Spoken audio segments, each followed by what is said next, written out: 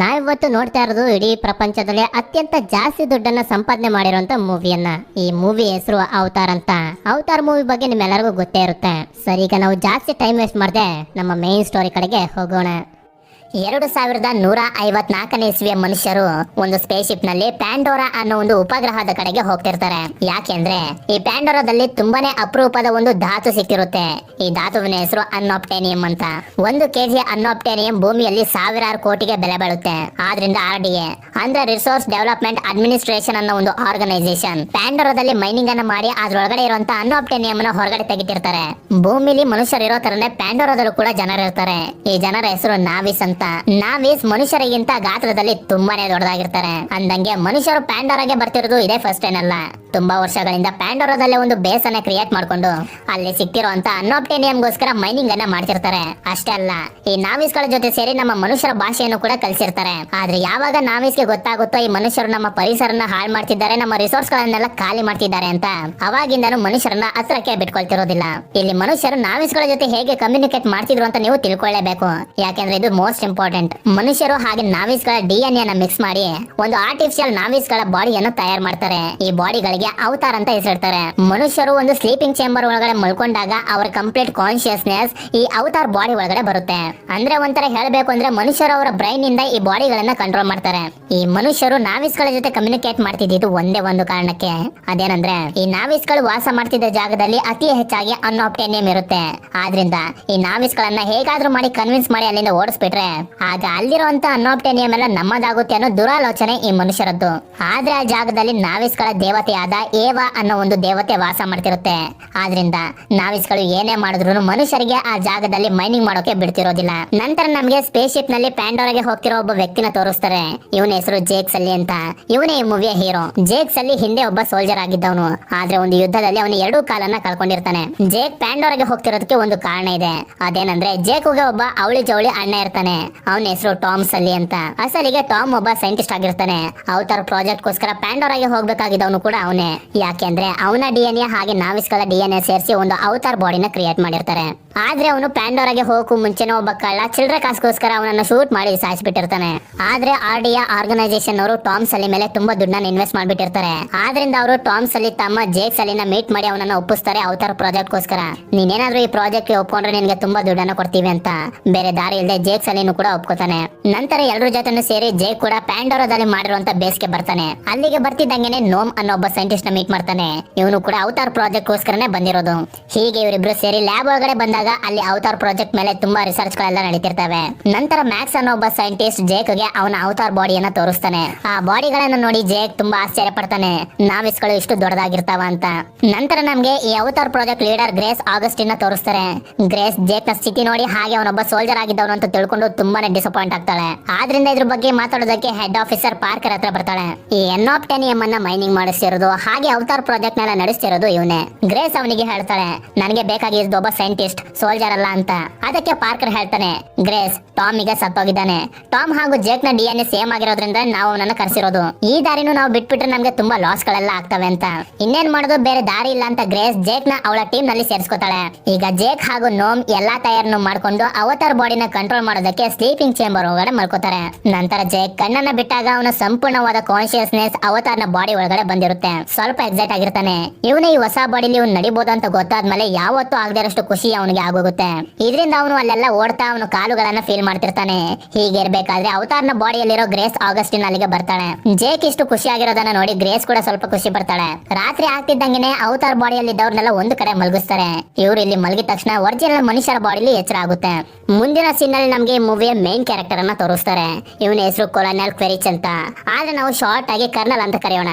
ಯಾಕೆ ಅಂದ್ರೆ ಇವನೊಬ್ಬ ಮಿಲಿಟರಿಯ ಹೆಡ್. ಕರ್ನಲ್ ಜೇಕ್ ನ ಕರೆಸಿ ಹೇಳ್ತಾನೆ, ನೋಡು ಜೇಕ್, ನಿನ್ಗಿರೋದು ಒಂದೇ ಒಂದು ಕೆಲಸ. ನೀನು ನಾವಿಸ್ ಗಳ ಮಧ್ಯೆ ಹೋಗಿ ಅವರ ಲೊಬ್ಬಾಗು, ಅವರ ನಂಬಿಕೆನ ಗಳಿಸು. ಎಲ್ಲಾನು ಕಂಟ್ರೋಲ್ಗೆ ಸಿಕ್ಕಿದ್ಮೇಲೆ ಅವ್ರಿಗೆ ಕನ್ವಿನ್ಸ್ ಮಾಡು ಅವ್ರು ವಾಸ ಮಾಡ್ತಿರೋ ಜಾಗನ ಬಿಟ್ಟು ಹೋಗೋದಕ್ಕೆ. ಅವ್ರು ಅಲ್ಲಿಂದ ಹೋಗ್ತಿದ್ದಂಗೆ ನಾವು ನಮ್ಮ ಕೆಲಸನ ಮಾಡ್ಕೋಬಹುದು. ಅದಾದ್ಮೇಲೆ ನೀನು ಆರಾಮಾಗಿ ಭೂಮಿಗೆ ಹೋಗ್ಬೋದು. ಅಷ್ಟೇ ಅಲ್ಲ, ನೀನೇನಾದ್ರೂ ಈ ಕೆಲಸನ ಕರೆಕ್ಟ್ ಆಗಿ ಮಾಡಿದ್ರೆ ನಿನ್ನ ಕಾಲುಗಳನ್ನು ಕೂಡ ನಾನು ರೆಡಿ ಮಾಡಿಸ್ಕೊಡ್ತೀನಿ ಅಂತ. ಇದಕ್ಕೆ ಜೇಕ್ ಕೂಡ ಖುಷಿಯಿಂದಾನೆ ಒಪ್ಕೋತಾನೆ. ನಂತರ ಮಾರನೇ ದಿನ ರಿಸರ್ಚ್ ಗೋಸ್ಕರ ಗಿಡ ಮರಗಳ ಸ್ಯಾಂಪಲ್ ಬೇಕು ಅಂತ ಜೇಕ್, ಗ್ರೇಸ್, ನೋಮ್ 3 ಜನ ಅವತಾರ್ ಬಾಡಿಯಲ್ಲಿ ಹೆಲಿಕಾಪ್ಟರ್ ನಲ್ಲಿ ಕಾಡಿಗೆ ಬರ್ತಾರೆ. ಗ್ರೇಸ್ ಹಾಗೂ ನೋಮ್ ಸ್ಯಾಂಪಲ್ ಗಳನ್ನ ತಗೋತಿರ್ಬೇಕಾದ್ರೆ ಈ ಕಡೆ ಜೇಕ್ ಅಲ್ಲಿದ್ದ ಗಿಡಗಳನ್ನ ನೋಡ್ತಾ ಅದನ್ನ ಮುಟ್ತಾನೆ. ಹೀಗೆ ಅದನ್ನ ಮುಟ್ಟಿದ ತಕ್ಷಣ ಅವೆಲ್ಲ ಆಟೋಮೆಟಿಕ್ ಆಗಿ ಒಳಗಡೆ ಹೊಂಟೋಗ್ತವೆ. ಆಗ ಆ ಗಿಡಗಳ ಹಿಂದೆ ಇದ್ದಂತ ಒಂದು ಭಯಂಕರವಾದ ಜೀವಿ ಜೇಕ್ ನ ಮೇಲೆ ಅಟ್ಯಾಕ್ ಮಾಡೋದಕ್ಕೆ ಬರ್ತಿರುತ್ತೆ. ಹೀಗೆ ನೋಡ್ತಾ ನೋಡ್ತಿದ್ದಂಗೆನೆ ಆ ಪ್ರಾಣಿ ಹೆದ್ರುಕೊಂಡು ಅಲ್ಲಿಂದ ಹೊರಟೋಗುತ್ತೆ. ಏನು ಅಂತ ನೋಡಿದ್ರೆ ಜೇಕ್ ನ ಹಿಂದೆ ಆ ಕಾಡಿನಲ್ಲಿ ಅತ್ಯಂತ ಡೇಂಜರಸ್ ಆಗಿರುವಂತ ಪ್ರಾಣಿ ನಿಂತಿರುತ್ತೆ. ಜೇಕ್ ಆ ಪ್ರಾಣಿಯಿಂದ ತಪ್ಪಿಸ್ಕೊಂಡು ಓಡೋದಕ್ಕೆ ಶುರು ಮಾಡ್ತಾನೆ. ಎಷ್ಟೇ ಓಡಿದ್ರು ಆ ಪ್ರಾಣಿ ಜೇಕ್ ಅನ್ನ ಬಿಡೋದೇ ಇಲ್ಲ. ಅವನನ್ನ ಫಾಲೋ ಮಾಡ್ಕೊಂಡು ಅವನಿಂದನೇ ಬರ್ತಿರುತ್ತೆ. ಬೇರೆ ದಾರಿ ಇಲ್ಲದೆ ಜೇಕ್ ಮುಂದೆ ಇದ್ದಂತ ಒಂದು ಜಲಪಾತದ ಒಳಗಡೆ ಧುಮುಕ್ ಬಿಡ್ತಾನೆ. ಆ ಪ್ರಾಣಿಯಿಂದ ಏನೋ ತಪ್ಪಿಸ್ಕೋತಾನೆ. ಆದ್ರೆ ಭಯಂಕರವಾದ ಕಾಡಿನಲ್ಲಿ ಎಲ್ಲಿಗೆ ಹೋಗ್ಬೇಕು ಅಂತ ಗೊತ್ತಾಗದೆ ಅಲ್ಲಿ ಇಲ್ಲಿ ಓಡಾಡ್ತಿರ್ತಾನೆ. ಹೀಗೆ ಅವನು ಅಲ್ಲೆಲ್ಲ ಓಡಾಡ್ತಿರ್ಬೇಕಾದ್ರೆ ಒಬ್ಳು ನಾವಿ ಅವನನ್ನ ಸಾಯಿಸೋದಕ್ಕೆ ನೋಡ್ತಾಳೆ. ಆದ್ರೆ ಒಂದು ಸಣ್ಣ ಜೀವಿ ಬಾಣದ ಮೇಲೆ ಬಂದು ಕುತ್ಕೊಳ್ಳುತ್ತೆ. ಯಾಕೋ ಏನೋ ಗೊತ್ತಿಲ್ಲ ಅವನನ್ನ ಸಾಯಿಸ್ತೇ ಬಿಟ್ಬಿಡ್ತಾಳೆ. ಈ ಕಡೆ ಗ್ರೇಸ್ ಹಾಗೂ ನೋಮ್ ಜೇಕ್ ನ ಎಲ್ಲಾ ಕಡೆ ಹುಡುಕ್ತಾರೆ. ಎಲ್ಲೂ ಸಿಗದೆ ಇರೋದ್ರಿಂದ ಅವರು ಹೊರಟೋಗ್ತಾರೆ. ಕಾಡಿನಲ್ಲಿ ನೋಡ್ತಾ ನೋಡ್ತಿದ್ದಂಗೆನೆ ಕತ್ಲು ಆವರಿಸ್ಬಿಡುತ್ತೆ. ಆದ್ರಿಂದ ಒಂದು ಕೋಲಿಗೆ ಬೆಂಕಿಯನ್ನು ಹತ್ತಿಸ್ಕೊತಾನೆ. ಆಗ್ಲೇ ಅವನಿಗೆ ಗೊತ್ತಾಗೋದು ಅವನ ಸುತ್ತಮುತ್ತ ಭಯಂಕರವಾದಂತ ಪ್ರಾಣಿಗಳೆಲ್ಲ ಇವೆ ಅಂತ. ಆ ಪ್ರಾಣಿಗಳೆಲ್ಲ ಅವನ ಮೇಲೆ ಅಟ್ಯಾಕ್ ಮಾಡೋದಕ್ಕೆ ಶುರು ಮಾಡ್ತವೆ. ಆದ್ರಿಂದ ಅವನು ಅವುಗಳನ್ನ ಬೆಂಕಿಯಿಂದ ಎದುರಿಸ್ತಿರ್ತಾನೆ. ಆದ್ರೆ ಪ್ರಾಣಿಗಳೆಲ್ಲ ಒಂದೇ ಸಲ ಅಟ್ಯಾಕ್ ಮಾಡೋದಕ್ಕೆ ಶುರು ಮಾಡ್ತವೆ. ಅದೇ ಸಮಯಕ್ಕೆ ಅಲ್ಲಿಗೆ ಆಗ್ಲೇ ನಾವು ನೋಡಿದ್ವಲ್ಲ ನಾವಿ, ಅವಳು ಬಂದು ಆ ಪ್ರಾಣಿಗಳನ್ನೆಲ್ಲ ಹೊಡೆದು ಅಲ್ಲಿಂದ ಓಡಿಸ್ಬಿಡ್ತಾಳೆ. ಇವಳೇ ಈ ಮೂವಿಯ ಹೀರೋಯಿನ್ ನಿಟೇರಿ. ನಿಟೇರಿ ಅಂದ್ರೆ ಇವಳ ಹೆಸರು. ನನ್ನನ್ನ ಕಾಪಾಡಿದ್ದಕ್ಕೆ ಥ್ಯಾಂಕ್ಸ್ ಅಂತ ಹೇಳಿ ಜೇಕ್ ಅವಳಿಂದ ಹೋಗೋದಕ್ಕೆ ಶುರು ಮಾಡ್ತಾನೆ. ಹೀಗೆ ಇವರಿಬ್ರು ಹೋಗ್ತಿರ್ಬೇಕಾದ್ರೆ ನಾವ್ ಆಗ್ಲೇ ನೋಡಿದ್ವಲ್ಲ ಬಾಣದ ಮೇಲೆ ಬಂದು ಕುತ್ಕೊಂಡಿದ್ದ ಆ ಚಿಕ್ಕ ಜೀವಿಯನ್ನ. ಅದೇ ತರದ ತುಂಬಾ ಜೀವಿಗಳು ಬಂದು ಜಾಕ್ ನ ಮೇಲೆ ಕುತ್ಕೋತವೆ. ಜಾಕ್ ನಿಟೇರಿನ ಕೇಳ್ತಾನೆ ಇವೆಲ್ಲ ಏನು ಅಂತ. ಆದ್ರಿಂದ ಅವಳು ಹೇಳ್ತಾಳೆ ಇವೆಲ್ಲ ಪವಿತ್ರ ಮರದ ಪವಿತ್ರ ಆತ್ಮಗಳು. ಯಾರ ಮನಸ್ಸು ತುಂಬಾ ಶುದ್ಧವಾಗಿರುತ್ತೋ, ಯಾರಿಗೆ ತುಂಬಾ ಧೈರ್ಯ ಇರುತ್ತೋ ಅಂತವ್ರ ಹತ್ರ ಮಾತ್ರ ಇವುಗಳು ಬರೋದು ಅಂತ. ಇದೇ ಕಾರಣಕ್ಕೆ ನಿಟೇರಿ ಆಗ್ಲೇ ಜಾಕ್ ನ ಸಾಯಿಸ್ಲಿಲ್ಲ. ಜೇಕುಗೆ ಪರಿಶುದ್ಧವಾದ ಮನಸ್ಸಿದೆ, ಅವನು ಬೇರೆ ಮನುಷ್ಯರ ತರ ಕೆಟ್ಟವನಲ್ಲ ಅಂತ ಗೊತ್ತಾದ್ಮೇಲೆ ನಿಟೇರಿ ಅವನನ್ನ ನಾವಿಸ್ಗಳಿರೋ ಜಾಕೆ ಕರ್ಕೊಂಡು ಹೋಗ್ಬೇಕು ಅಂತ ಡಿಸೈಡ್ ಮಾಡ್ತಾಳೆ. ಹೀಗೆ ಇವರಿಬ್ರು ಹೋಗ್ತಿರ್ಬೇಕಾದ್ರೆ ಬೇರೆ ನಾವಿಸ್ಗಳು ಬಂದು ಜೇಕ್ ನ ಲಾಕ್ ಮಾಡಿ ಅವರೆಲ್ಲ ವಾಸ ಮಾಡ್ತಿರೋಂತ ಜಾಕೆ ಕರ್ಕೊಂಡ್ ಬರ್ತಾರೆ. ನಿಟೇರಿಯ ತಂದೆನೆ ನಾವಿಸ್ಗಳ ರಾಜನಾಗಿರ್ತಾನೆ. ಹಾಗೆ ಅವಳ ತಾಯಿ ದೈವಗುರು ಆಗಿರ್ತಾರೆ. ಆದ್ರಿಂದ ಅವರು ಜೇಕ್ ನ ರಕ್ತನ ಟೇಸ್ಟ್ ಮಾಡ್ತಾರೆ. ಆಗ ಅವ್ರಿಗೆ ಗೊತ್ತಾಗುತ್ತೆ ಜೇಕ್ ನ ಒಳಗಡೆ ಇರೋದು ಒಂದು ಪವಿತ್ರವಾದ ಆತ್ಮ ಅಂತ. ಜೇಕ್ ಅವರಿಗೆ ಹೇಳ್ತಾನೆ ನಾನು ನಿಮ್ಮ ಭಾಷೆಯನ್ನ ಕಲಿಬೇಕು ಅಂತಿದ್ದೀನಿ, ನಿಮ್ಮ ಸಂಸ್ಕೃತಿಯನ್ನ ಕಲಿಬೇಕು ಅಂತಿದ್ದೀನಿ, ಹಾಗೆ ನೀವು ಹೇಗೆ ಬೇಟೆಯನ್ನ ಆಡ್ತೀರಾ ಅನ್ನೋದನ್ನು ಕೂಡ ಕಲಿಬೇಕು ಅಂತಿದ್ದೀನಿ ಅಂತ. ಅದಕ್ಕೆ ಅವರು ಕೂಡ ಸರಿ ಅಂತ ಒಪ್ಕೊಂಡು ನಿಟೇರಿನೇ ಅವನಿಗೆ ಎಲ್ಲಾನು ಕಲಿಸ್ಬೇಕು ಅಂತ ಡಿಸೈಡ್ ಮಾಡ್ತಾರೆ. ನಂತರ ನಾವಿಸ್ಗಳೆಲ್ಲ ಮಲ್ಕೊಳ್ಳುವಂತ ಜಾಗದಲ್ಲೇ ಜೇಕ್ ಕೂಡ ಮಲ್ಕೋತಾನೆ. ಆದ್ರಿಂದ ಅವನ ಮನುಷ್ಯ ಬಾಡಿಲಿ ಎಚ್ಚರ ಆಗುತ್ತೆ. ಜೇಕ್ ನ ಅವತಾರ್ ಬಾಡಿ ಇನ್ನೂ ಕೂಡ ಜೀವಂತವಾಗಿದೆ ಅಂತ ಗೊತ್ತಾಗಿ ಎಲ್ಲರೂ ತುಂಬಾ ಖುಷಿ ಪಡ್ತಾರೆ. ಯಾಕೆಂದ್ರೆ ಎಲ್ಲರಿಗೂ ಅನಿಸ್ತಿತ್ತು ಆ ಬಾಡಿನ ಪ್ರಾಣಿಗಳೆಲ್ಲ ತಿಂದಾಕ್ಬಿಟ್ಟಿರ್ತವೆ ಅಂತ. ನಂತರ ಕರ್ನಲ್ ಹಾಗೂ ಪಾರ್ಕರ್ ಜೇಕ್ ನ ಕರೆಸಿ ಮಾತಾಡಿಸ್ತಾರೆ. ಜೇಕ್ ಅವರಿಗೆ ಹೇಳ್ತಾನೆ ನಾನು ನಾವಿಸ್ಗಳ ಗುಂಪಿಗೆ ಸೇರ್ಕೊಂಡಿದ್ದೀನಿ, ಅವರ ಕಲ್ಚರ್ ಗಳನ್ನೆಲ್ಲ ಕಲಿತಿದ್ದೀನಿ ಅಂತ. ಪಾರ್ಕರ್ ಅವನಿಗೆ ಎಕ್ಸ್ಪ್ಲೈನ್ ಮಾಡ್ತಾನೆ ಈ ನಾವಿಸ್ಗಳು ವಾಸ ಮಾಡ್ತಿರುವಂತ ಜಾಗದಲ್ಲಿ ಒಂದು ದೊಡ್ಡ ಮರ ಇದೆ. ಆ ಮರದ ಕೆಳಗಡೆ ಬೇಕಾದಷ್ಟು ಅನ್ನೋಪ್ಟೆ ನೇಮ್ ಇದೆ. ಆ ಮರನ ನಾವು ಬಿಡಿಸ್ಬೇಕಷ್ಟೇ. ನಿಮಗೆ 3 ತಿಂಗಳು ಟೈಮ್ ಇದೆ. ಅಷ್ಟರಲ್ಲಿ ಅವ್ರನ್ನೆಲ್ಲ ಕನ್ವಿನ್ಸ್ ಮಾಡಿ ಆ ಜಾಗನ ಖಾಲಿ ಮಾಡೋ ರೀತಿ ಮಾಡ್ಬೇಕು. ಅದಾದ್ಮೇಲೆ ಅವರನ್ನೆಲ್ಲ ಸಾಯಿಸಿನಾದ್ರೂ ಸರಿ ನಾವು ಅನ್ನೋಪ್ಟೆ ನೇಮ್ ಅನ್ನ ತಗೋತೀವಿ ಅಂತ. ನಂತರದ ಸೀನ್ ಅಲ್ಲಿ ನಮ್ಗೆ ತೋರಿಸ್ತಾರೆ ಗ್ರೇಸ್ ಈ ಅವತಾರ್ ಪ್ರಾಜೆಕ್ಟ್ ನ ತೇಲ್ತಿರೋ ಬೆಟ್ಟಗಳ ಹತ್ರ ಶಿಫ್ಟ್ ಮಾಡ್ತಾಳೆ. ಮಾರನೇ ದಿನದಿಂದ ಜೇಕ್ ನಾವಿಸ್ಗಳ ಮಧ್ಯೆ ನಿಟೇರಿ ಜೊತೆ ಎಲ್ಲಾ ವಿದ್ಯೆಯನ್ನು ಕಲಿಯೋದಕ್ಕೆ ಶುರು ಮಾಡ್ತಾನೆ. ಕಾಡಿನಲ್ಲಿ ಹೇಗೆ ವಾಸ ಮಾಡೋದು, ಪ್ರಾಣಿಗಳು ಅಟ್ಯಾಕ್ ಮಾಡಿದಾಗ ಹೇಗೆ ತಪ್ಪಿಸ್ಕೊಳ್ಳೋದು, ಹಾಗೆ ಅವುಗಳನ್ನ ಹೇಗೆ ಬೇಟೆ ಆಡೋದು ಅಂತೆಲ್ಲ. ಹೀಗೆ ತುಂಬಾ ದಿನಗಳ ಪ್ರಾಕ್ಟೀಸ್ ನಂತರ ಅವುಗಳನ್ನೆಲ್ಲ ಕಲಿತಾನೆ. ನಂತರ ನಿಟೇರಿ ಜೇಕ್ ನ ಕೊನೆಯ ಪರೀಕ್ಷೆಗೆ ಕರ್ಕೊಂಡ್ ಬರ್ತಾಳೆ. ಆ ಕೊನೆಯ ಪರೀಕ್ಷೆ ಏನಂತಂದ್ರೆ ಇಕ್ರಾನ್ ಅನ್ನುವಂತ ಒಂದು ಡ್ರ್ಯಾಗನ್ ಅನ್ನ ಹಿಡಿದು ಪಾರ್ಟ್ನರ್ ಅನ್ನ ಮಾಡ್ಕೊಳ್ಳೋದು. ಹೌದು, ಒಬ್ಬ ನಾವಿ ಆಗ್ಬೇಕು ಅಂದ್ರೆ ಇಕ್ರಾನ್ ಅನ್ನ ಹಿಡಿದು ಪಾರ್ಟ್ನರ್ ಆಗಿ ಮಾಡ್ಕೋಬೇಕು ಅನ್ನೋದು ಇಲ್ಲಿನ ಸಂಪ್ರದಾಯ. ಅಷ್ಟೇ ಅಲ್ಲ, ನಾವಿ ಆಗುವಂತವನು ಅವನ ಜೀವನದಲ್ಲಿ ಒಂದೇ ಒಂದು ಇಕ್ರಾನ್ ಅನ್ನ ಚೂಸ್ ಮಾಡೋದಕ್ಕೆ ಆಗೋದಷ್ಟೇ. ನಿಟೇರಿ ಅವನಿಗೆ ಹೇಳ್ತಾಳೆ ನಿನಗೆ ಸೇರ್ಬೇಕಾಗಿರುವಂತ ಇಕ್ರಾನ್ ನಿನ್ನ ಮೇಲೆ ದಾಳಿ ಮಾಡುತ್ತೆ, ನೀನು ಅದನ್ನೇ ಮಾತ್ರ ಹಿಡಿಬೇಕು ಅಂತ. ಜೇಕ್ ಕೂಡ ಸರಿ ಅಂತ ಹೇಳಿ ಇಕ್ರಾನ್ ಗಳೆಲ್ಲ ಇದ್ದ ಜಾಗಕ್ಕೆ ಹೋಗ್ತಾನೆ. ಅಲ್ಲಿ ಒಂದು ಇಕ್ರಾನ್ ಅವನ ಮೇಲೆ ಅಟ್ಯಾಕ್ ಮಾಡುತ್ತೆ. ಆದ್ರಿಂದ ಅದನ್ನ ಹಿಡಿಯೋದಕ್ಕೆ ಶುರು ಮಾಡ್ತಾನೆ. ಹೇಗೋ ಮಾಡಿ ತುಂಬಾ ಕಷ್ಟಪಟ್ಟು ಆ ಇಕ್ರಾನ್ ಅನ್ನ ಹಿಡಿದು ಅವನ ಕೂದಲನ್ನ ಅದಕ್ಕೆ ಕನೆಕ್ಟ್ ಮಾಡ್ತಾನೆ. ಇದನ್ನ ನಾವಿಗಳ ಭಾಷೆಯಲ್ಲಿ ಬಂಧನ ಅಂತಾರೆ. ಈ ತರ ನಾವಿಗಳು ಹಾಗೆ ಪ್ರಾಣಿಗಳೇನಾದ್ರೂ ಒಂದಾದ್ರೆ ಅವರ ಮನಸ್ಸು ಕೂಡ ಒಂದೇ ರೀತಿ ಯೋಚನೆ ಮಾಡೋದಕ್ಕೆ ಶುರು ಮಾಡುತ್ತೆ. ನಂತರ ಇಕ್ರಾನ್ ಅವನು ಹೇಳಿದ ಹಾಗೆ ಕೇಳೋದಕ್ಕೆ ಶುರು ಮಾಡುತ್ತೆ. ಆದ್ರಿಂದ ಜೇಕ್ ಅದ್ರ ಮೇಲೆ ಕೂತ್ಕೊಂಡು ಹಾರಾಡ್ತಿರ್ತಾನೆ. ನಿಟೇರಿ ಕೂಡ ಅವಳ ಇಕ್ರಾನ್ ಜೊತೆಗೆ ಹಾರಾಡೋದಕ್ಕೆ ಬರ್ತಾಳೆ. ಜೇಕ್ಗೆ ಮೊದ್ಲು ಹಾರಾಡೋದಕ್ಕೆ ತುಂಬಾ ಕಷ್ಟ ಆಗುತ್ತೆ. ಆದ್ರೆ ಹೋಗ್ತಾ ಹೋಗ್ತಾ ಎಲ್ಲಾನು ಕೂಡ ಕಲ್ತ್ಕೊಬಿಡ್ತಾನೆ. ಇಲ್ಲಿ ಜೇಕ್ ಹಾಗೂ ನಿಟೇರಿ ಇಬ್ರು ಕೂಡ ಒಬ್ರನ್ನೊಬ್ರು ಇಷ್ಟ ಪಡೋದಕ್ಕೆ ಶುರು ಮಾಡ್ಬಿಟ್ಟಿರ್ತಾರೆ. ಹೀಗೆ ಒಂದು ದಿನ ನಿಟೇರಿ ಹಾಗೂ ಜೇಕ್ಸ್ ಅಲ್ಲಿ ಇಕ್ರಾನ್ ಗಳ ಮೇಲೆ ಕೂತ್ಕೊಂಡು ಪ್ರಾಕ್ಟೀಸ್ ಅನ್ನ ಮಾಡ್ತಿರ್ಬೇಕಾದ್ರೆ ಬೇರೆ ಎಲ್ಲ ಇಕ್ರಾನ್ ಗಳಿಗಿಂತ ತುಂಬಾನೇ ದೊಡ್ಡ ಸೈಜ್ ಹಾಗೂ ತುಂಬಾನೇ ಡಿಫ್ರೆಂಟ್ ಆಗಿರುವಂತ ಒಂದು ಇಕ್ರಾನ್ ಇವರಿಬ್ಬರ ಮೇಲೆ ಅಟ್ಯಾಕ್ ಮಾಡಿ ಸಾಯಿಸೋದಕ್ಕೆ ಪ್ರಯತ್ನ ಪಡುತ್ತೆ. ಆಗ ಇವರಿಬ್ರು ಹೇಗೋ ಮಾಡಿ ತುಂಬಾ ಕಷ್ಟಪಟ್ಟು ಅದರಿಂದ ತಪ್ಪಿಸ್ಕೋತಾರೆ. ನಂತರ ನಿಟೇರಿ ಜೇಕ್ ಹೇಳ್ತಾಳೆ ಆ ಪ್ರಾಣಿ ಹೆಸರು ಟರುಕ್ ಅಂತ. ಅದು ಇಡೀ ಈ ಪ್ಯಾಂಡೋರದಲ್ಲಿ ಅತ್ಯಂತ ಶಕ್ತಿಶಾಲಿಯಾದ ಜೀವಿ. ಇದುವರೆಗೂ ಆ ಪ್ರಾಣಿಯ ಮೇಲೆ 3 ಜನ ಮಾತ್ರ ಕೂತ್ಕೊಳ್ಳೋಕ್ ಆಗಿರೋದು. ಟರುಕ್ನ ಮೇಲೆ ಕೂತ್ಕೊಂಡು ಅದನ್ನ ಕಂಟ್ರೋಲ್ ಮಾಡೋರನ್ನ ಟರುಕ್ ಮುಕ್ಟೋ ಅಂತಾರೆ. ಟರುಕ್ ಮುಕ್ಟೋನ ನಮ್ಮ ನಾವೀಸ್ಗಳು ದೇವ್ರು ತರನೇ ನೋಡ್ತಾರೆ ಅಂತ. ಜೇಕ್ ಈಗ ಅವರ ಪರೀಕ್ಷೆಗಳನ್ನೆಲ್ಲ ಮುಗಿಸಿರೋದ್ರಿಂದ ನಾವೀಸ್ಗಳು ಅವರ ಸಂಪ್ರದಾಯದ ಮೂಲಕ ಎಲ್ಲರಿಗೂ ಅನೌನ್ಸ್ ಮಾಡ್ತಾರೆ ಜೇಕ್ ಈಗ ಒಬ್ಬ ಕಂಪ್ಲೀಟ್ ನಾವೇ ಆಗಿದ್ದಾನೆ ಅಂತ. ನಂತರ ರಾತ್ರಿಯ ಸಮಯದಲ್ಲಿ ನಿಟೇರಿ ಜೇಕ್ ನ ಒಂದು ಜಾಗಕ್ಕೆ ಕರ್ಕೊಂಡು ಬಂದು ಹೇಳ್ತಾಳೆ, ಈ ಜಾಗದಲ್ಲಿ ಪವಿತ್ರ ಆತ್ಮಗಳೆಲ್ಲ ವಾಸ ಮಾಡ್ತಿರ್ತವೆ ಅಂತ. ಅವನು ಕೂಡ ಅವನ ಕೂದಲನ್ನ ಮರಕ್ಕೆ ಕನೆಕ್ಟ್ ಮಾಡಿದಾಗ ಅವನಿಗೂ ಪವಿತ್ರ ಆತ್ಮಗಳ ಶಬ್ದಗಳೆಲ್ಲ ಕೇಳಿಸ್ತವೆ. ಅಷ್ಟೇ ಅಲ್ಲ, ಇಲ್ಲಿ ಜೇಕ್ ಹಾಗೂ ನಿಟೇರಿ ಒಬ್ರನ್ನೊಬ್ರು ಇಷ್ಟಪಡ್ತಿರೋ ವಿಷಯನೂ ಕೂಡ ಹೇಳ್ಕೊತಾರೆ. ನಂತರ ಮಾರನೇ ದಿನ ತೋರಿಸ್ತಾರೆ ಜೇಕ್ ಹಾಗೂ ನಿಟೇರಿ ಅಲ್ಲಿ ಮಲಗಿರ್ಬೇಕಾದ್ರೆ ಮನುಷ್ಯರ ಆ ದೊಡ್ಡ ದೊಡ್ಡ ಬುಲ್ಡೋಸರ್ ಗಳು ಬಂದು ಪವಿತ್ರ ಆತ್ಮಗಳೆಲ್ಲ ವಾಸ ಮಾಡ್ತಿದ್ದ ಮರನ ನಾಶ ಮಾಡಾಕ್ತಾರೆ. ಯಾಕೆಂದ್ರೆ ಪಾರ್ಕರ್ ಜೇಕ್ ಕೊಟ್ಟಿದ್ದ 3 ತಿಂಗಳ ಟೈಮ್ ಮುಗಿದೋಗಿರುತ್ತೆ. ಇನ್ನು ಕೂಡ ಜೇಕ್ ಅವನ ಕೆಲಸನ ಕಂಪ್ಲೀಟ್ ಮಾಡಿಲ್ಲ ಅಂತ ಆ ಜಾಗನೆಲ್ಲ ನಾಶ ಮಾಡೋದಕ್ಕೆ ಶುರು ಮಾಡಿರ್ತಾರೆ. ಜೇಕ್ ಆ ಬುಲ್ಡೋಸರ್ ನ ನಿಲ್ಸೋದಕ್ಕೆ ತುಂಬಾ ಪ್ರಯತ್ನ ಪಡ್ತಾನೆ. ಆದ್ರೆ ಸೋಲ್ಜರ್ಸ್ ಗಳು ಅವನ ಮೇಲೆ ಶೂಟ್ ಮಾಡಿದ್ರಿಂದ ನಿಟೇರಿನೇ ಕರ್ಕೊಂಡು ಅಲ್ಲಿಂದ ಹೊರಟೋಗ್ತಾನೆ. ಇದೇ ಸಮಯದಲ್ಲಿ ಕರ್ನಲ್ ಗೆ ಗೊತ್ತಾಗುತ್ತೆ ಬುಲ್ಡೋಸರ್ ನ ತಡೆಯೋದಕ್ಕೆ ಬಂದಿದ್ದು ಜೇಕ್ ಸಲ್ಲಿ ಅಂತ. ಆದ್ರಿಂದ ಜನರನ್ನ ಕರ್ಕೊಂಡು ಸ್ಲೀಪಿಂಗ್ ಚೇಂಬರ್ಸ್ ಗಳಿದ್ದ ಜಾಗಕ್ಕೆ ಹೋಗ್ತಾನೆ. ಈ ಕಡೆ ಜಾಕ್ ನಾವಿಸ್ ಗಳೆಲ್ಲ ಇದ್ದ ಜಾಗಕ್ಕೆ ಬಂದು ನಿಮ್ಮ ಪ್ರಾಣ ಅಪಾಯದಲ್ಲಿದ್ದ ಇಲ್ಲಿಂದ ನೀವೆಲ್ಲ ಹೋಗ್ಬೇಕು ಅಂತ ಹೇಳೋಷ್ಟ್ರಲ್ಲಿ ಕರ್ನಲ್ ಬಂದು ಸ್ಲೀಪಿಂಗ್ ಚೇಂಬರ್ಸ್ ಗಳನ್ನೆಲ್ಲ ಓಪನ್ ಮಾಡ್ತಾನೆ. ಆದ್ರಿಂದ ಅವತಾರ್ ಬಾಡಿಗಳೆಲ್ಲ ಪ್ರಜ್ಞೆ ತಪ್ಪಿ ಬಿದ್ದೋಗ್ತವೆ. ನಂತರ ಪಾರ್ಕರ್ ಗ್ರೇಸ್ ಹಾಗೂ ಜೇಕ್ ನ ಕೇಳ್ತಾನೆ, ನಿಮ್ಗೆ ಕೊಟ್ಟಿದ್ದ ಕೆಲಸ ಏನು, ನೀವು ಮಾಡ್ತಾ ಇರೋದೇನು? ನಿಮ್ಗೆ ಕೊಟ್ಟಿರೋಂತ ಕೆಲಸ ಮಾಡದೇ ಇದ್ರು ಪರವಾಗಿಲ್ಲ, ಆದ್ರೆ ಎಷ್ಟು ಧೈರ್ಯ ಇರ್ಬೇಕು ನಿಮ್ಗೆ. ಆ ನಾವಿಸ್ ಗಳಿಗೆ ಸಪೋರ್ಟ್ ಮಾಡ್ತಿದ್ದೀರಲ್ಲ ಅಂತ ಅಂದಾಗ ಗ್ರೇಸ್ ಹೇಳ್ತಾಳೆ, ಆ ಜಾಗದಲ್ಲಿ ನಾವಿಸ್ ಗಳ ಮಕ್ಕಳು ಇದಾವೆ, ಹಾಗೆ ಕುಟುಂಬಗಳೆಲ್ಲ ಇದ್ದಾವೆ, ಪ್ಲೀಸ್ ಆ ಜಾಗನ ನಾಶ ಮಾಡಬೇಡಿ ಅಂತ ಅಂದಾಗ ಸರಿ ಅಂತ ಹೇಳಿ ಪಾರ್ಕರ್ ಅವರಿಬ್ರಿಗೂ 1 ಗಂಟೆ ಟೈಮ್ ಅನ್ನು ಕೊಡ್ತಾನೆ. ನೀವು ಈ 1 ಗಂಟೆಯಲ್ಲಿ ಅವ್ರನ್ನೆಲ್ಲ ಒಪ್ಪಿಸಿ ಅಲ್ಲಿಂದ ಹೋಗೋ ಹಾಗೆ ಮಾಡ್ಲಿಲ್ಲ ಅಂತಂದ್ರೆ ನಾನು ಯಾರ ಮಾತನ್ನು ಕೇಳೋದಿಲ್ಲ ಅಂತ. ಸರಿ ಅಂತ ಹೇಳಿ ಗ್ರೇಸ್ ಹಾಗೂ ಜೇಕ್ ಸ್ಲೀಪಿಂಗ್ ಚೇಂಬರ್ ಒಳಗಡೆ ಮಲ್ಕೋತಾರೆ. ಆದ್ರಿಂದ ಅವರಿಗೆ ಅವತಾರ್ ಬಾಡಿಲಿ ಎಚ್ಚರ ಆಗುತ್ತೆ. ನಂತರ ಇವರಿಬ್ರು ನಾವಿಸ್ ಗಳಿಗೆಲ್ಲ ಹೇಳ್ತಾರೆ, ನಿಮ್ಮ ಪ್ರಾಣ ಅಪಾಯದಲ್ಲಿದ್ದೆ, ಮನುಷ್ಯರು ಅಟ್ಯಾಕ್ ಮಾಡೋದಕ್ಕೆ ಬರ್ತಿದ್ದಾರೆ, ನೀವೆಲ್ಲ ಇಲ್ಲಿಂದ ಹೋಗ್ಬೇಕು ಅಂತ. ಆಗ ನಿಟೇರಿ ಅವನನ್ನ ಕೇಳ್ತಾಳೆ, ಅಂದ್ರೆ ಈ ವಿಷಯ ನಿಮ್ಗೆ ಮೊದ್ಲಿಂದಾನು ಗೊತ್ತಿತ್ತ ಅಂತ. ಆಗ ಜೇಕ್ ಹೇಳ್ತಾನೆ, ಹೌದು ಗೊತ್ತಿತ್ತು, ಈ ವಿಷಯನ ಹೇಳೋದಕ್ಕೆ ಅವರು ನನ್ನನ್ನ ನಿಮ್ಮ ಹತ್ರ ಕಳಿಸಿದ್ದು ಅಂತ. ಇದರಿಂದ ನಿಟೇರಿಗೆ ಜೇಕ್ ನಮ್ಮ ಮೇಲಿದ್ದಂತ ನಂಬಿಕೆಗಳೆಲ್ಲ ಹೊರಟೋಗ್ತವೆ. ಆದ್ರೂ ಕೂಡ ಜೇಕ್ ಅವಳಿಗೆ ಅರ್ಥ ಮಾಡಿಸೋದಕ್ಕೆ ಪ್ರಯತ್ನ ಪಡ್ತಾನೆ. ಆದ್ರೆ ಈಗ ನಾನು ಸಂಪೂರ್ಣವಾಗಿ ನಿಮ್ ಕಡೆ ಇದ್ದೀನಿ. ಈ ಜಾಗ ನನಗೆ ತುಂಬಾ ಇಷ್ಟ ಆಗಿದೆ, ಈ ಜನರು ನನಗೆ ತುಂಬಾ ಇಷ್ಟ ಆಗಿದ್ದಾರೆ, ಎಲ್ಲದಕ್ಕಿಂತ ಹೆಚ್ಚಾಗಿ ನಾನು ನಿನ್ನನ್ನ ತುಂಬಾ ಇಷ್ಟ ಪಡ್ತಿದ್ದೀನಿ ಅಂತ.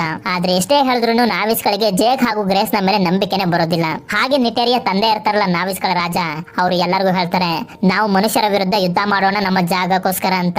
ಇವ್ರು ಮಾಡಿರೋಂತ ತಪ್ಪಿಗೆ ಶಿಕ್ಷೆಯನ್ನು ಕೊಡ್ಬೇಕು ಅಂತ ಗ್ರೇಸ್ ಹಾಗೂ ಜೇಕ್ ನ ಕಟ್ಟಾಕ್ತಿರ್ಬೇಕಾದ್ರೆ ಅಲ್ಲಿಗೆ ಮನುಷ್ಯರ ದೊಡ್ಡ ದೊಡ್ಡ ಏರ್ ಕ್ರಾಫ್ಟ್ ಗಳೆಲ್ಲ ಬರ್ತವೆ. ಕರ್ನಲ್ ಕ್ಯಾಮ್ರಾದಲ್ಲಿ ನೋಡ್ತಾನೆ ನಾವಿಸ್ ಗಳೆಲ್ಲ ಜೇಕ್ ಹಾಗೂ ಗ್ರೇಸ್ ನ ಕಟ್ಟಾಕಿರೋದನ್ನ. ಆದ್ರಿಂದ ಅವನಿಗೆ ಗೊತ್ತಾಗುತ್ತೆ ನಾವಿಸ್ ಗಳು ಆ ಜಾಗನ ಬಿಟ್ಟು ಹೋಗೋದಕ್ಕೆ ಒಪ್ಕೊಂಡಿಲ್ಲ ಅಂತ. ಆದ್ರಿಂದ ಅವರ ಮೇಲೆಲ್ಲ ಅಟ್ಯಾಕ್ ಮಾಡೋದಕ್ಕೆ ಶುರು ಮಾಡ್ತಾರೆ. ಹೋಗ್ಲಿ ಪಾಪ ಅಂತ ನಿಟೇರಿ ತಾಯಿ ಬಂದು ಗ್ರೇಸ್ ಹಾಗೂ ಜೇಕ್ ಗೆ ಕಟ್ಟಿದಂತ ದಾರನ್ನ ಕಟ್ ಮಾಡ್ತಾರೆ. ಇದೇ ಸಮಯದಲ್ಲಿ ನಿಟೇರಿ ತಂದೆಗೆ ಏಟಾಗಿ ಅವರು ಸತ್ತೋಗ್ತಾರೆ. ಈ ಕಡೆ ಪಾರ್ಕರ್ ನ ಕಡೆಯವರು ಬಂದು ಜೇಕ್ ಹಾಗೂ ಗ್ರೇಸ್ ನ ಸ್ಲೀಪಿಂಗ್ ಚೇಂಬರ್ ಇಂದ ಹೊರಗಡೆ ತೆಗೆದು ಗ್ರೇಸ್, ಜೇಕ್, ನೋಮ್ ಇವ್ರ 3 ಜನ ಕೂಡ ಅರೆಸ್ಟ್ ಮಾಡಿ ಒಂದು ರೂಮ್ ನಲ್ಲಿ ಕೂಡ ಹಾಕ್ತಾರೆ. ಇದೇ ಜಾಗದಲ್ಲಿ ಒಬ್ಳು ಪೈಲಟ್ ಇರ್ತಾಳೆ. ಇವಳ ಹೆಸರು ಟ್ಯೂಬಿ ಅಂತ. ಟ್ಯೂಬಿ ಗ್ರೇಸ್ ನ ಕಡೆಯವಳೆ. ಆದ್ರಿಂದ ಇವ್ರನ್ನೆಲ್ಲ ಕಾಪಾಡಿ ಅಲ್ಲಿಂದ ಕರ್ಕೊಂಡು ಹೋಗ್ತಿರ್ಬೇಕಾದ್ರೆ ಕರ್ನಲ್ ಗ್ರೇಸ್ ಗೆ ಶೂಟ್ ಮಾಡ್ಬಿಡ್ತಾನೆ. ಇವರೆಲ್ಲ ಹೋಗ್ತಿರ್ಬೇಕಾದ್ರೆ ಸುಮ್ನೆ ಹಾಗೆ ಹೋಗ್ತಿರೋದಿಲ್ಲ, ಇವರ ಸ್ಲೀಪಿಂಗ್ ಚೇಂಬರ್ ಗಳನ್ನೆಲ್ಲ ಎತ್ಕೊಂಡು ಕಾಡಿನ ಮಧ್ಯಕ್ಕೆ ಹೊರಟೋಗ್ತಾರೆ. ಕರ್ನಲ್ ಹಾಗೂ ಪಾರ್ಕರ್ ನ ಕಡೆಯವರು ಹುಡುಕ್ತಾ ಇರ್ಲಿ ಅಂತ. ಗ್ರೇಸ್ ಗೆ ಗುಂಡು ಬಿದ್ದಿರೋದ್ರಿಂದ ಅವಳಿಗೆ ತುಂಬಾ ಸೀರಿಯಸ್ ಆಗಿ ಅವಳು ಸತ್ತೋಗ್ತಾಳೆ. ನಂತರ ಜೇಕ್ ಸ್ಲೀಪಿಂಗ್ ಚೇಂಬರ್ ಒಳಗಡೆ ಹೋದಾಗ ಅವನ ಅವತಾರ್ ಬಾಡಿಲಿ ಹೆಚ್ಚಾಗುತ್ತೆ. ಆಗ ಅವನು ನೋಡ್ತಾನೆ ಅಷ್ಟು ಸುಂದರವಾಗಿದ್ದಂತ ಆ ಜಾಗ ಮನುಷ್ಯರಿಂದ ಒಂದು ಸ್ಮಶಾನದ ರೀತಿ ಆಗೋಗಿರುತ್ತೆ. ಈಗ ನಾವಿಸ್ ಗಳ ನಂಬಿಕೆನ ಮತ್ತೆ ಗಳಿಸ್ಬೇಕು ಅಂದ್ರೆ ಅದಕ್ಕೆ ಒಂದೇ ಒಂದು ದಾರಿ ಇರೋದು ಅಂತ ಇಕ್ರಾನ್ ನ ಮೇಲೆ ಹತ್ತಿ ತುಂಬಾ ಮೇಲೆ ಬರ್ತಾನೆ. ಆಗ ಅವನಿಗೆ ಟ್ರೂಪ್ ಕಾಣುತ್ತೆ. ಇಕ್ರಾನ್ ನ ಮೇಲಿಂದ ಹಾರಿ ಟ್ರೂಪ್ ನ ಮೇಲೆ ಬಂದು ಬೀಳ್ತಾನೆ. ಇಲ್ಲಿಗೆ ಸೀನ್ ಕಟ್ ಆಗಿ ನಾವಿಸ್ ಕಡೆಗೆ ಶಿಫ್ಟ್ ಆಗುತ್ತೆ. ಎಲ್ಲಾ ನಾವಿಸ್ ಗಳು ಮನುಷ್ಯರ ವಿರುದ್ಧ ಯುದ್ಧ ಮಾಡೋದಕ್ಕೆ ಎಲ್ಲಾ ತಯಾರಿಯನ್ನು ಮಾಡ್ಕೋತಿರ್ಬೇಕಾದ್ರೆ ಅಲ್ಲಿಗೆ ಟ್ರೂಪ್ ಬರ್ತಿರೋದನ್ನ ಅವರೆಲ್ಲ ನೋಡ್ತಾರೆ. ಇದರಿಂದ ಅವರೆಲ್ಲ ತುಂಬಾ ಹೆದರ್ಕೊಬಿಡ್ತಾರೆ. ಆಗ ಅವರು ಕರೆಕ್ಟ್ ಆಗಿ ನೋಡಿದಾಗ ಗೊತ್ತಾಗುತ್ತೆ ಅದ್ರ ಮೇಲೆ ಜೇಕ್ ಕೂತಿದ್ದಾನೆ ಅಂತ. ನಿಟೇರಿ ಮೊದ್ಲೇ ಹೇಳ್ದಂಗೆನೆ ಜೇಕ್ ಟ್ರೂಪ್ ನ ಮೇಲೆ ಬಂದಿರೋದ್ರಿಂದ ಎಲ್ಲರೂ ಅವನನ್ನ ದೇವರ ರೀತಿನೇ ನೋಡ್ತಿರ್ತಾರೆ. ಜೇಕ್ ಅವರಿಗೆಲ್ಲ ಹೇಳ್ತಾನೆ, ಯಾವುದೇ ಮನುಷ್ಯರು ಬಂದ್ರು ಅಷ್ಟೇ, ಯಾರು ಬಂದ್ರು ಅಷ್ಟೇನೆ, ಇದು ನಮ್ ಜಾಗ, ನಾವು ಯಾವ್ದೇ ಕಾರಣಕ್ಕೂ ಅವರಿಗೆ ಬಿಟ್ಕೊಡ್ಬಾರ್ದು. ಪ್ಯಾಂಡೋರದಲ್ಲಿರುವಂತ ಎಲ್ಲಾ ಬುಡಕಟ್ಟು ಜನಾಂಗದವ್ರಿಗೂ ಹೇಳಿ ಟ್ರೂಪ್ ಮುಕ್ತಾನ್ ಹೇಳ್ದ ನಾವು ಮನುಷ್ಯರ ವಿರುದ್ಧ ಯುದ್ಧ ಮಾಡಬೇಕು ಅಂತ. ಟ್ರೂಪ್ ನ ಮೇಲೆ ಸವಾರಿ ಮಾಡೋನ ಟ್ರೂಪ್ ಮುಕ್ತಾನ್ ಅಂತ ಹೇಳ್ತಾರೆ. ಅಷ್ಟೇ ಅಲ್ಲ, ಪ್ಯಾಂಡೋರದಲ್ಲಿ ಇನ್ನೂ ಕೂಡ ಬೇರೆ ಬೇರೆ ಜಾತಿಯ ನಾವಿಸ್ ಗಳೆಲ್ಲ ಇರ್ತಾರೆ. ಈಗ ಜೇಕ್ ಟ್ರೂಪ್ ಮುಕ್ತಾನ್ ಆಗಿರೋದ್ರಿಂದ ಅವ್ನು ಏನ್ ಹೇಳ್ತಾನೋ ಎಲ್ಲಾ ನಾವಿಸ್ ಗಳು ಕೂಡ ಅದನ್ನೇ ಕೇಳ್ತಿರ್ತಾರೆ. ಆದ್ರಿಂದ ಜೇಕ್ ಪ್ಯಾಂಡೋರದಲ್ಲಿರುವಂತ ಎಲ್ಲಾ ನಾವಿಸ್ ಗಳನ್ನ ಒಂದು ಕಡೆಗೆ ಸೇರಿಸಿ ಮನುಷ್ಯರ ವಿರುದ್ಧ ಯುದ್ಧ ಮಾಡೋದಕ್ಕೆ ತಯಾರು ಮಾಡ್ತಿರ್ತಾನೆ. ಹಾಗೆ ಅದೇ ರಾತ್ರಿ ನಾವಿಸ್ ಗಳ ದೇವತೆ ಏವ ವಾಸ ಮಾಡ್ತಿರುವಂತ ಜಾಗಕ್ಕೆ ಹೋಗಿ ಅವರಿಗೆ ಹೇಳ್ತಾನೆ, ಬರೀ ನಾವೇ ಯುದ್ಧ ಮಾಡ್ತೀವಿ ಅಂದ್ರೆ ಮನುಷ್ಯರ ವಿರುದ್ಧ ಗೆಲ್ಲೋದಕ್ಕಾಗೋದಿಲ್ಲ, ಅದಕ್ಕೆ ನಿಮ್ಮ ಸಹಾಯ ಬೇಕು. ನನಗೆ ಗೊತ್ತು ನೀವು ಪ್ಯಾಂಡೋರದ ಪ್ರತಿಯೊಂದು ಜೀವಿಲು ಕೂಡ ವಾಸ ಮಾಡ್ತೀರಾ ಅಂತ, ಹೇಗಾದ್ರೂ ಮಾಡಿ ಈ ಯುದ್ಧದಲ್ಲಿ ನಮ್ಗೆ ಸಹಾಯ ಮಾಡಿ ಅಂತ ಹೇಳ್ತಾನೆ.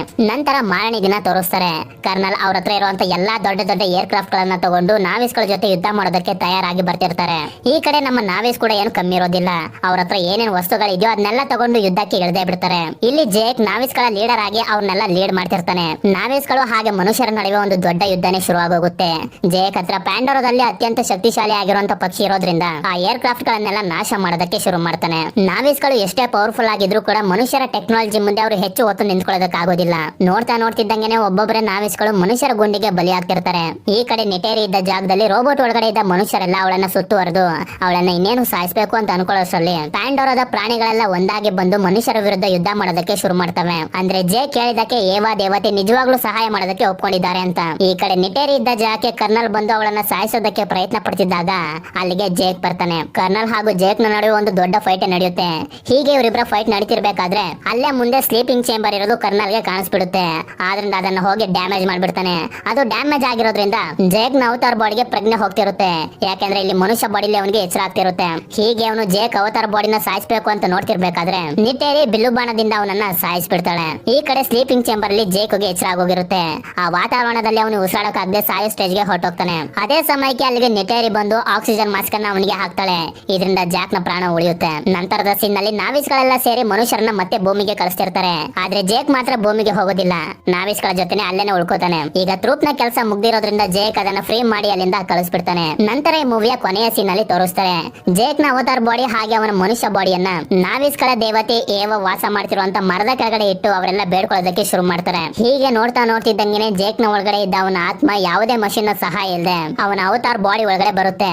ಅಂದ್ರೆ ಇನ್ಮೇಲೆ ಜೇಕ್ ಪರ್ಮನೆಂಟ್ ಆಗಿ ಒಬ್ಬ ನಾವಿ ಆಗೋಗ್ತಾನೆ. ಇಲ್ಲಿಗೆ ಈ ಮೂವಿ ಎಂಡ್ ಆಗುತ್ತೆ.